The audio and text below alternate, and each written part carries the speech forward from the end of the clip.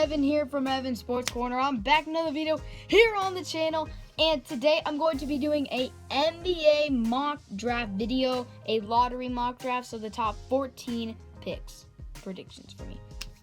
Before we hop in this video, remember to leave a like and smash that sub button if you enjoy this content. Leave a like if you enjoy the video, and go check out my other videos so that you can watch more content like this. And yeah, hope you guys enjoy the video. Let's get right into it. So right off, the number 1 overall pick to the Minnesota Timberwolves, in my opinion, who I predict is going to be Georgia shooting guard Anthony Edwards.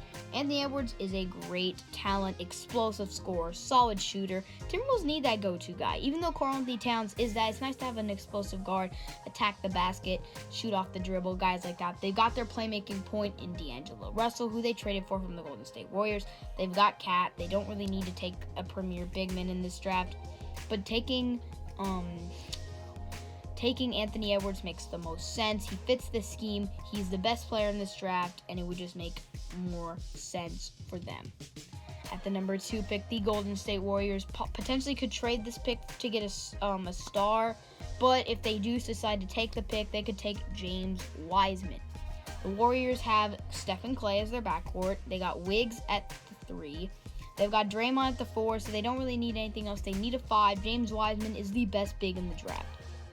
Elite on both ends of the floor. He can dominate on defense. He is a great big rim protecting kind of player. He's not the best. He does his thing down there. He is a great scorer. He can be your go-to guy on offense, but he doesn't even have to be on the Warriors, but he can play his role perfectly, be a defensive force if they decide to keep him. He would be a great player. At the number 3 pick from the Charlotte Hornets, I have the Charlotte Hornets taking Deni Avdija out of Tel Aviv. He is an Israel player.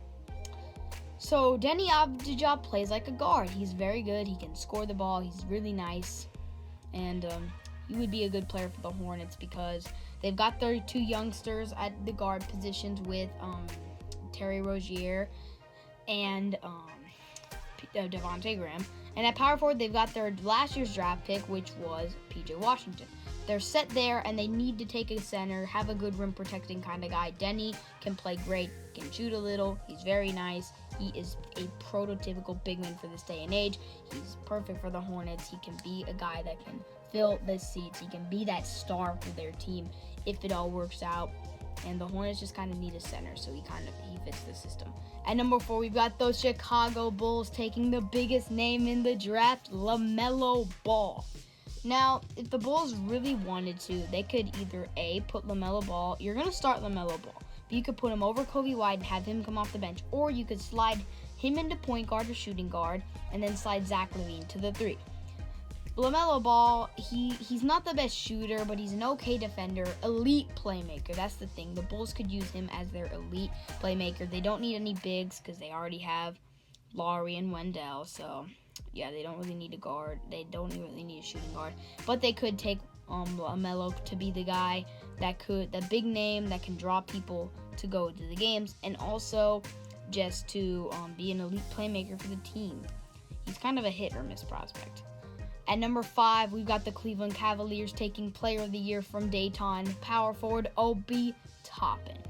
Now, the Cavaliers are an interesting team because they've got their 2 young guards in Sexton and Garland. They've got KPJ, Kevin Porter Jr., another young guy. But they have Kevin Love and Andre Drummond. So where would Obi Toppin play? Obi Toppin could play the 3. He's an athletic scorer. He's a good 3-point shooter. Or you could put him at the 4. You could have Kevin Love be traded. You could get rid of Kevin Love's contract realistically and trade him away, and then have Toppin at the 4, or you can move Toppin to the 3, have him be a good shooter. He's an athletic scorer, plays good defense. They could 100% use a guy like him, and then you got Andre Drummond who can kind of mentor them. So good for that. The Atlanta Hawks, in my opinion, will take guard from Iowa State, Tyrese Halliburton. Tyrese Halliburton is a great player, solid shooter, great off the dribble scorer. He is attacking the rim. He's a great player. Yeah, he's gonna be tough to guard. Now they could slide Kevin Huerter to the 3 because they already have solidified their front court, and they've got Trae Young as their star. So they could realistically slide Kevin Huerter to the 3 position, or they could slide Halliburton, but I think they'd rather put him at shooting guard.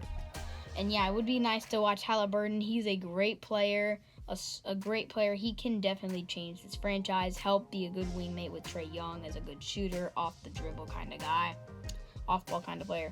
So he could be a perfect fit for the Hawks. At number 7 from the Detroit Pistons, I got them taking USC center Onyeka Okongwu. Onyeka is a great player, one of the best rim protector. He's probably the best rim protector in the draft.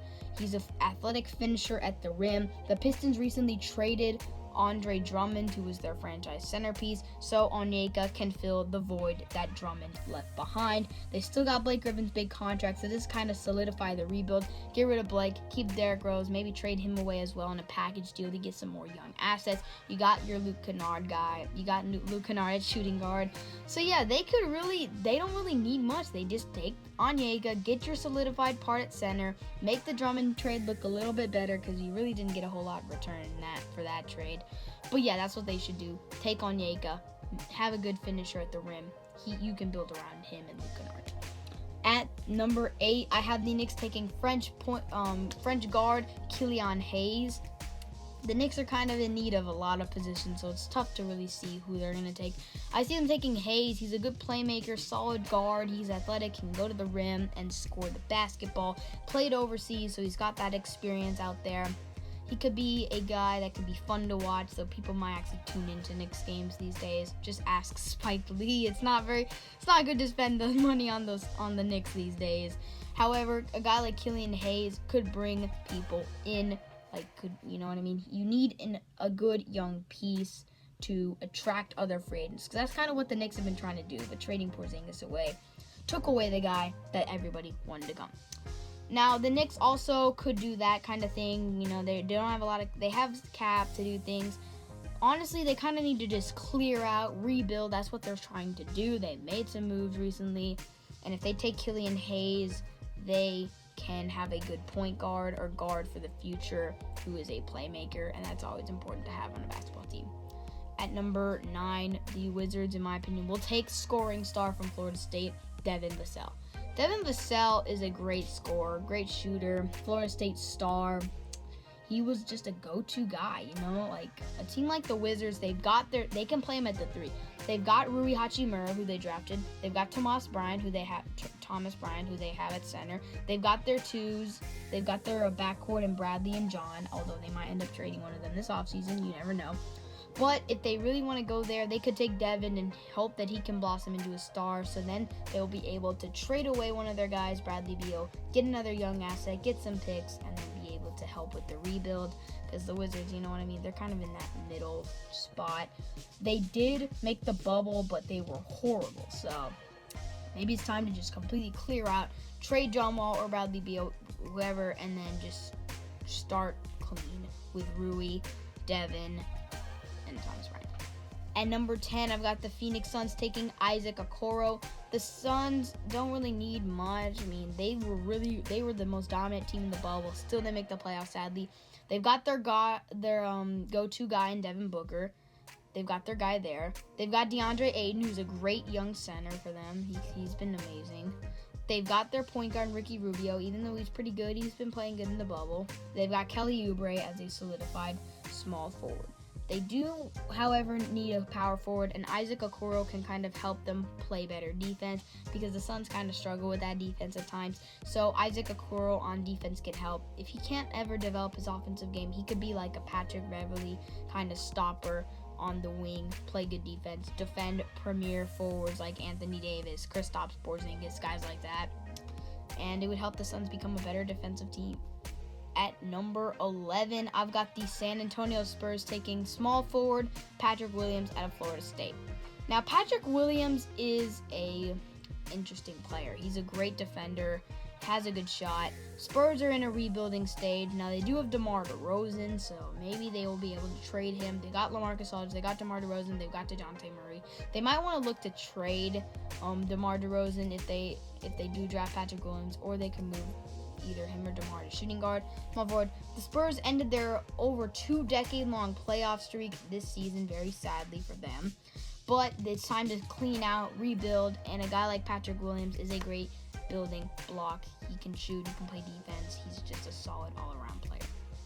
Number 12, I have the Kings taking Sadiq Bey out of Villanova, a typical guard forward 3-and-D type of player. Now, the Kings are an interesting team. You could run them at the 3 because the Kings already have their backcourt with De'Aaron Fox, Swipa, and they got Buddy Hield, the 3-point contest champion. And then at the front court, they've got Marvin Bagley at the 4. They got guys like Nemanja Bjelica, guys like that. They've got Bogdan Bogdanovic, who can come off the bench if Sadiq isn't playing well, or if Sadiq, Sadiq can be a great off-the-bench scorer or starter. He can be a great scorer to complement Fox and Hield well. He can also play good defense, which is something that the Kings are not very good at, so you would help them improve in some of their weaknesses. At number 13, I have the Pels taking guard Cole Anthony. The Pels have their defensive guy in Drew Holiday. They've got Lonzo. If Cole Anthony plays better than Lonzo, you could run Cole Anthony at point guard. You got Zion, you got B.I., you got Jackson Hayes. If they can get Cole Anthony to either run starting PG or backup PG, he can be a reliable scorer, playmaking guy off the bench. He's an all-around just threat on the offensive side. He can score the ball really well. He would be a great complement on the bench, and if he ever does become the go-to scorer, like off the bench, he can be that guy. So Pelicans should take Cole Anthony, get another good scorer in there. And then at 14, the final lottery pick, I have the Celtics taking Aaron Nesmith, a forward. The Celtics have got they've got their all-stars in Jason Tatum and Kemba. They've got Jaylen Brown, who's a young asset. They got guys like Daniel Tice, proven veterans, Marcus Smart, guys like that. Aaron Nesmith is an elite shooter. The Celtics are not a bad shooting team, but a guy like Aaron Nesmith, who is regarded as the best shooter in the draft, could 100% boost their shooting through the roof. Could become a good go-to kind of guy. He's a great scorer, elite shooter from the field. He can knock down a ton of clutch shots. He can be that go-to guy in big situations, and he can play some pretty good defense. He's from Vanderbilt, so you never know. But Boston kind of needs a good shooter. He could play off the bench, or he could start. And if he can become that kind of guy, Celtics will have a great guy who can go out to the corner or out to the wing and hit a clutch shot, which is always important. A team needs a guy that can make the big shot. Hope you guys enjoyed this video. Remember to leave a like if you enjoy. Subscribe to the channel if you're new to not miss more sports content like this. But yeah, hope you guys enjoyed the video. I'll catch you guys in the next one. Peace out.